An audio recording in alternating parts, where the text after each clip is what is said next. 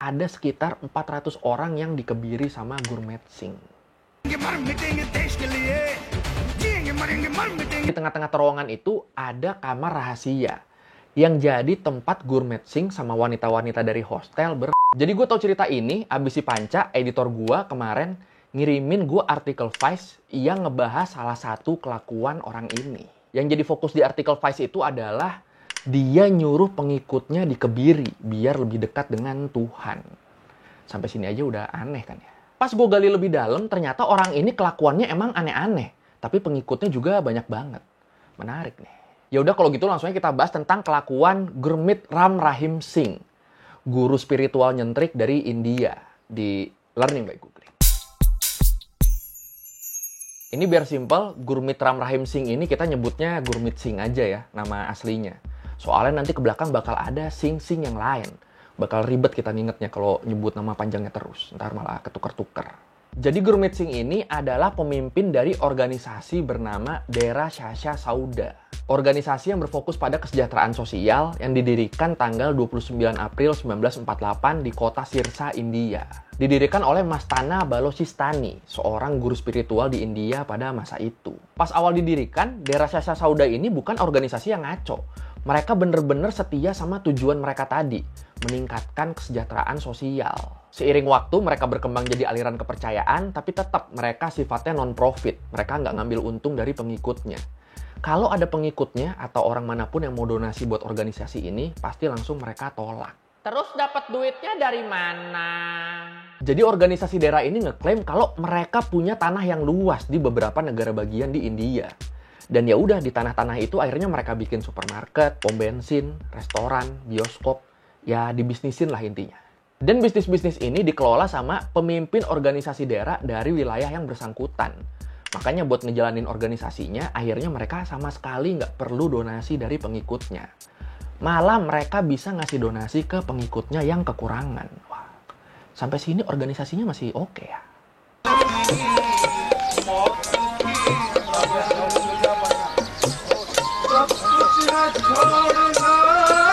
Terus satu lagi tentang ajaran ini yang menurut gue bagus adalah kalau kita mau jadi pengikut mereka, kita harus patuh sama 3 prinsip utama mereka.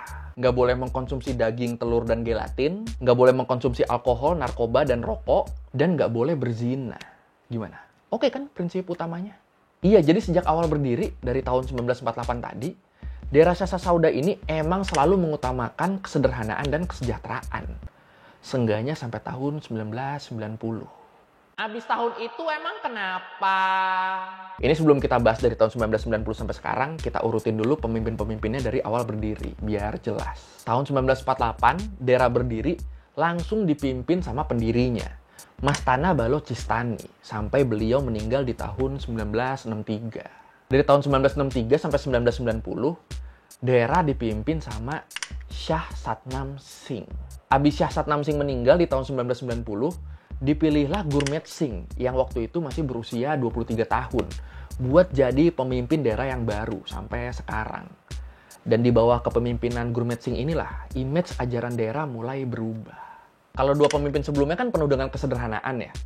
Mereka selalu tampil depan publik dengan outfit putih-putih. Udah sesimpel itu udah cukup.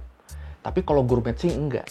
Emang kadang dia masih pakai outfit putih-putih, tapi itu jarang banget.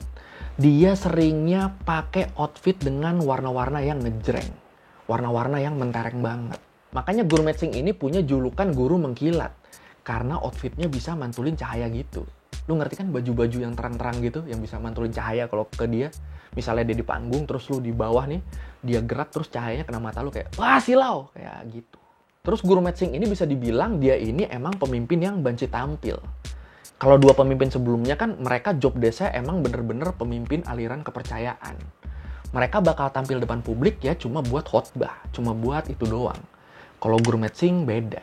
Dia rajin bikin lagu, nyanyiin sendiri lagu-lagunya, bikin video klip, tampil di konser rock. Terus dia juga suka bikin film, yang produsernya dia, penulisnya dia, sutradaranya dia, dan tokoh utamanya juga dia.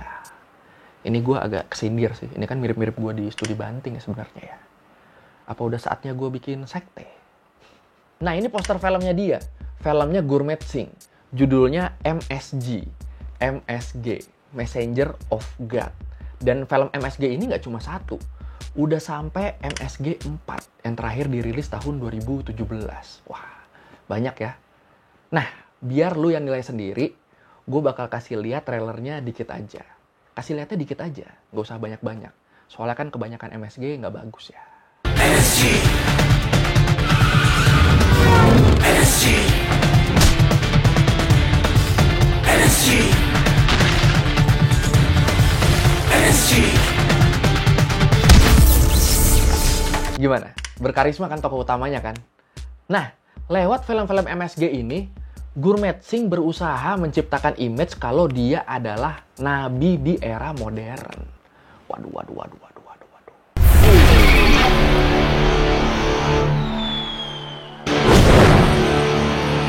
Walaupun kalau kita lihat sekilas dari trailernya, kayaknya film ini cukup cringe ya. Animasinya selevel Naga Indosiar, tapi sama dia berani dijadiin film bioskop. Walaupun gitu, tapi kenyataannya film ini selalu laku. Pengikut-pengikut dia selalu nonton di bioskop. Populer dong dia. Ya iya, dan ini terbukti dari pas The Indian Express ngerilis daftar 100 orang paling berpengaruh di India. Dan Gurmetsing berada di urutan ke-96. Gila ya. Dari 1,38 miliar populasi di India, dia ada di urutan 96. Oke. Makanya dari sini, Gurmetsing berani ngeklaim kalau dia punya sekitar 60 juta pengikut yang tersebar di seluruh dunia. Ini klaim sendiri tapi.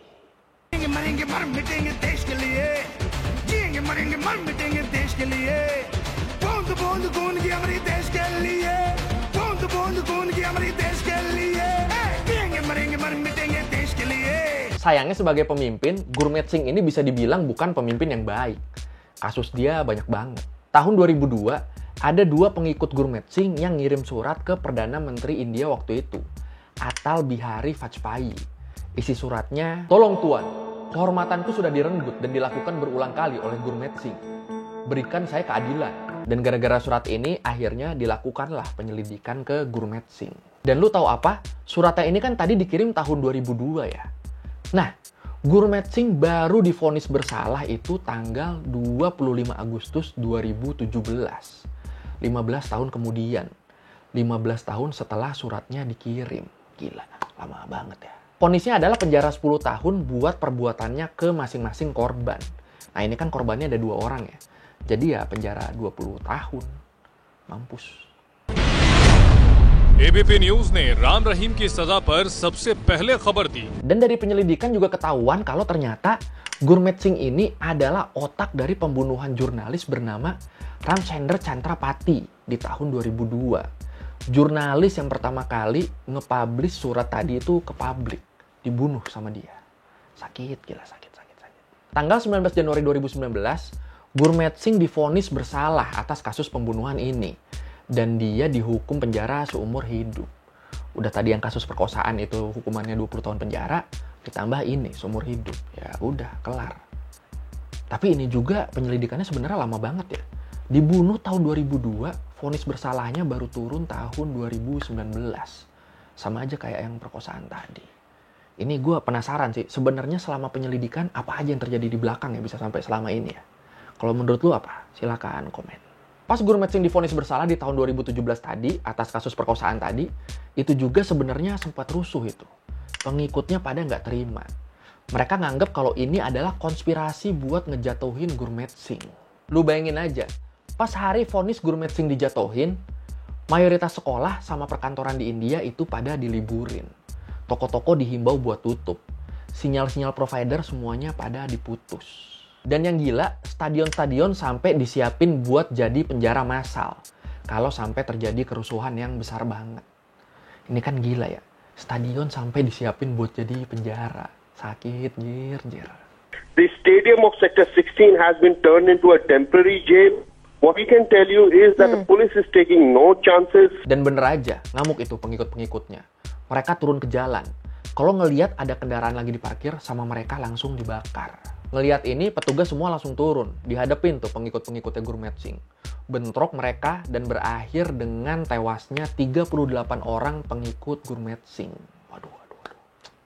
और याद रखिए minimum sentence 7 साल के नीचे नहीं है और न कोई सेशन या special court. Nah, di selang 15 tahun proses penyelidikan tadi, dari tahun 2002 sampai tahun 2017, di tahun 2014, nama Gurmeet Singh ini sempat naik lagi. Karena ada salah satu mantan pengikutnya yang ngaku kalau dia dikebiri sama Gurmeet Singh. Siapa tuh? Nama mantan pengikut yang ngaku ini adalah Hansrat Chauhan, yang udah jadi pengikut organisasi daerah sejak dia masih kecil, dari tahun 1985. Dari waktu itu pemimpinnya masih Satnam Singh, belum Gurmeet Singh. Buat bayangan dikit, ini gambar Hansrat Chauhan waktu dia masih kecil, sama pemimpin daerah waktu itu, Satnam Singh. Tahun 1993, waktu umur Hansrat Chauhan ini udah 13 tahun, dia tiba-tiba diajak buat ketemu pemimpin organisasi daerah saat itu, Gurmeet Singh. Pas ketemu, Gurmeet Singh bilang kalau Hansrat Chauhan ini punya potensi buat tinggal di camp daerah, buat mengabdi lebih banyak, buat mengabdi lebih total ke organisasi daerah. Akhirnya Hansrat Chauhan mau dan ya udah, pindah dia, tinggal dia di camp daerah, beraktivitas lah dia tiap hari di sana. Kalau kata Hansrat Chauhan, dia bilang, bisa dibilang mirip cuci otak. Saya dilantik menjadi petapa muda dan akhirnya saya tumbuh di lingkungan yang memperlakukannya seperti Tuhan.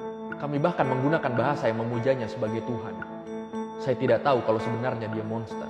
Yang dari kecil gini sih yang kasihan kan. Gampang banget masukin doktrinnya soalnya kan. Masih kosong.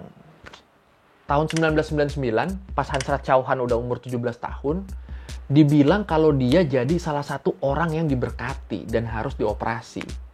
Gurmeet Singh bilang ke dia, operasi akan mendekatkan kita pada Tuhan dan menjernihkan pandangan kita tentang dunia. Dan Hansrat Chauhan waktu itu ya iya aja, karena dia kan udah dibutakan sama kesetiaan kan. Sama sekali dia nggak ngecek, sama sekali dia nggak nanya, emang operasi apa sih sebenarnya. Pas di klinik buat dioperasi, Hansrat Chauhan nunggu bareng sekitar 20 laki-laki lainnya. Dan beberapa masih di bawah umur.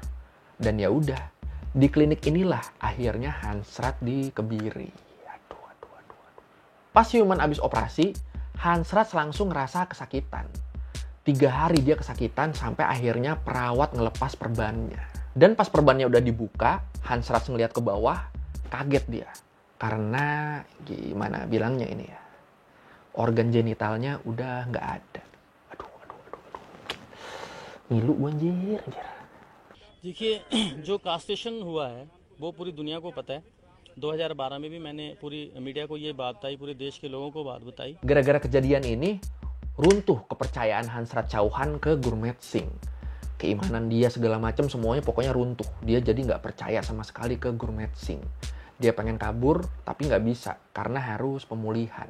Selama proses pemulihan, Hansrat ini juga ngedenger isu-isu yang bilang kalau ada beberapa orang yang akhirnya dibunuh karena nolak buat dikebiri. Gila.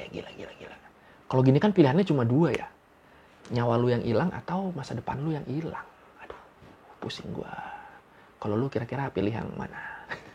Akhirnya di tahun 2014, Hansrat Chauhan ini baru bisa ngebuka semuanya ke publik. Dari situ ketahuan kalau ada sekitar 400 orang yang dikebiri sama Gurmeet Singh. Pas diwawancara sama The Queen, Hansrat juga bilang kalau pengebirian massal ini dilakukan oleh Gurmeet Singh agar pengikut-pengikutnya nggak jadi manusia yang liar. Tapi padahal kehidupan Gurmeet Singh-nya sendiri yang liar banget. Liar gimana? Lu bayangin aja, jadi di sekitar awal 2017, Gurmeet Singh diisukan punya hubungan terlarang sama Harpreet Insan, salah satu public figure di India. Gurmeet Singh langsung ngebantah lah, apalagi kan Harpreet ini posisinya udah punya suami.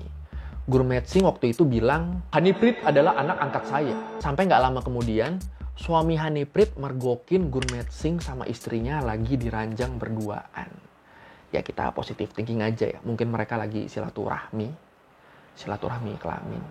Di tahun 2017 juga, penyelidik nemuin terowongan rahasia yang menghubungkan tempat tinggal Gurmeet Singh sama ladies hostel yang dia kelola. Nah, di tengah-tengah terowongan itu ada kamar rahasia yang jadi tempat Gurmeet Singh sama wanita-wanita dari hostel bersilaturahmi. Ini padahal kalau gini, ini Gurmeet Singh cocoknya dihukumnya kebiri aja sih.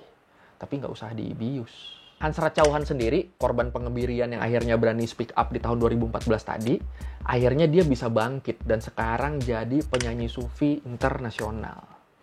Keren ya?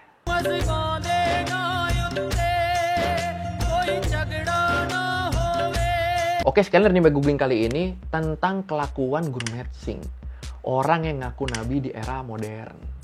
India tuh emang banyak orang-orang model gini ya. Pemerintahnya sendiri kan emang sempat ngerilis daftar orang-orang berbahaya.